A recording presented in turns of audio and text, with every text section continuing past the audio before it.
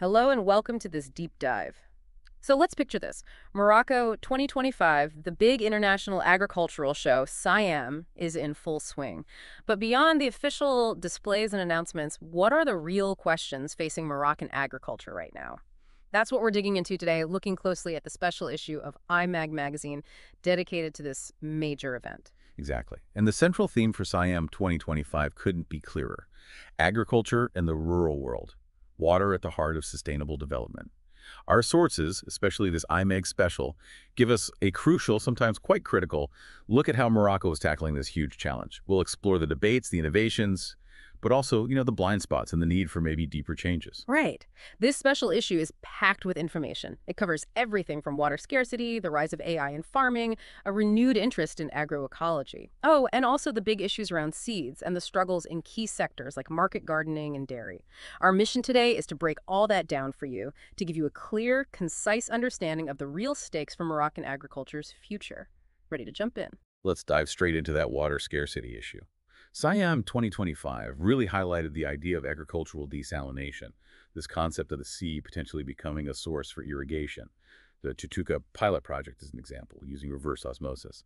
But what's fascinating and what our sources question is whether desalination is a sustainable fix or maybe a way to put off making more fundamental changes to farming practices. That's a great point. Desalination is sometimes presented as this kind of silver bullet, isn't it? But as one critical voice in our sources points out, if we keep looking to the sea, maybe we forget to manage what falls from the sky better, the energy costs, the environmental impact. It's significant, and there's a real risk of just swapping one dependency for another. Isn't it a bit of a paradox to keep growing water-intensive crops, like avocados, in arid regions, banking on desalination to solve everything? Precisely. And that leads us to another tech solution that was big at SIAM 2025, artificial intelligence. Think drones flying over fields, sensors checking soil moisture, super accurate weather forecasts. AI promises optimized farming. The potential for finer resource management is, well, it's really interesting. But our sources raise some key questions about access, the infrastructure, the connectivity, especially in rural areas. Yeah. Isn't there a risk AI creates a kind of two-tier agriculture? That's a legitimate concern. AI might be sophisticated, but it can't replace that on-the-ground knowledge, can it? There's a real worry this algorithm-driven farming could widen inequalities, favoring big industrial operations over smallholders and local expertise. Who actually owns the data? Who controls these algorithms? Isn't there a question of agricultural sovereignty tied up in all this? These questions naturally bring us to another approach discussed at SIAM, agroecology. The IHYAE program, that's an initiative focused on promoting agroecological practices, highlighted a movement that advocates for getting back to more natural methods, valuing soil health, biodiversity, and farmer autonomy. What's fascinating here is the contrast with the purely technological solutions. Agroecology is sort of like, well, putting the emphasis back on traditional know-how and nature-inspired solutions. Absolutely. Agroecology carries a strong underlying vision, doesn't it, about regaining control over our food systems, reconnecting with the land. But our sources also point out the many challenges it faces. Access to land, limited public support, maybe even some administrative reluctance. Is there a risk agroecology just stays a niche practice, a nice idea without a major impact on the whole sector? And you see this tension between different visions playing out in the seed debate, too. At SIAM 2025, this was apparently a real point of friction. On one side, you have the commercial improved seeds promising higher yields. On the other, you have local varieties, adapted to their specific regions, representing a legacy of resilience. What's striking here is the clash between a push for standardization and the need to preserve biological diversity. Exactly. Behind the seed issue, you've got contracts, patents, and potentially farmers losing the right to replant their own seeds. A critical voice in our sources actually asks, should we really go back? The productivity of improved seeds is undeniable, sure, but at what cost in terms of dependence and eroding genetic diversity? The emergence of local seed banks is encouraging, though, like a form of resistance to safeguard that agricultural heritage. Our sources also highlight specific challenges in key sectors. Take market gardening. How do you explain booming tomato production in a country facing water stress? What's really striking is how heavily this sector relies on irrigation and fertilizers, and how vulnerable growers are to depleting water resources, heat, and diseases. It really questions the sustainability of this model, especially for off-season export crops. Is there maybe a contradiction in irrigating water-hungry crops when the resource itself is becoming scarcer? It's a real ecological paradox. irrigating export crops while some regions might lack drinking water. A key question raised in our sources is the current market gardening model actually viable long-term in the face of climate change? Don't we need to rethink our agricultural priorities? The dairy sector is another area under pressure. Drought affecting pastures, rising feed costs. The situation is worrying. SIAM 2025 naturally discussed innovation and promoting local breeds, but what really comes through is a fundamental question about the viability of the current intensive model, which is heavily reliant on imported animal feed and vulnerable to climate shocks. Is the future of Moroccan dairy about more milk at any cost, or maybe better milk produced more sustainably? And the issue of food sovereignty is crucial, especially regarding cereals and legumes.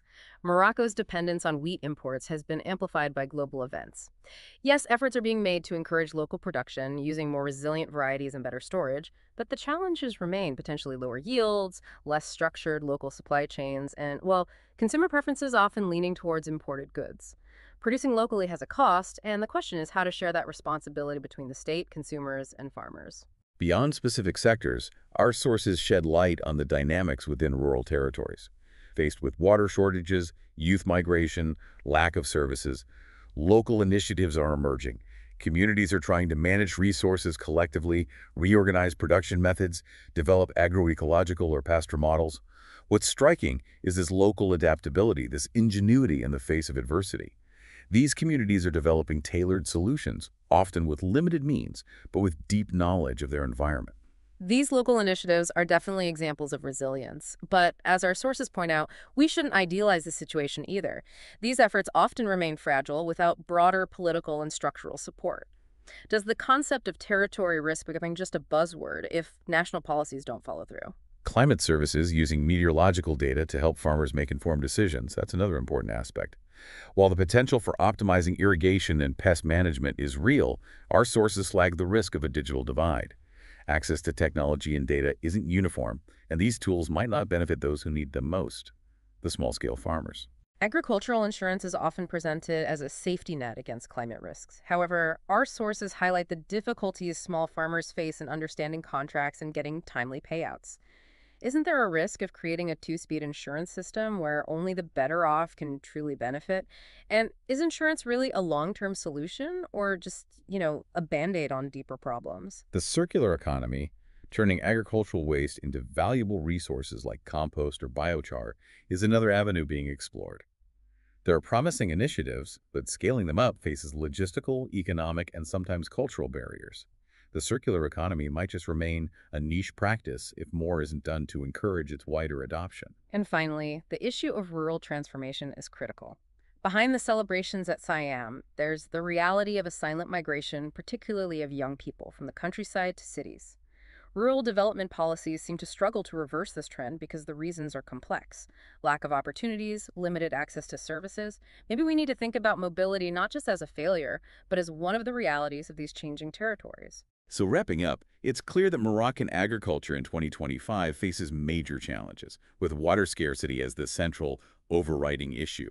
The choices made now regarding technology, farming practices, and support for rural communities will really shape the future of this vital sector.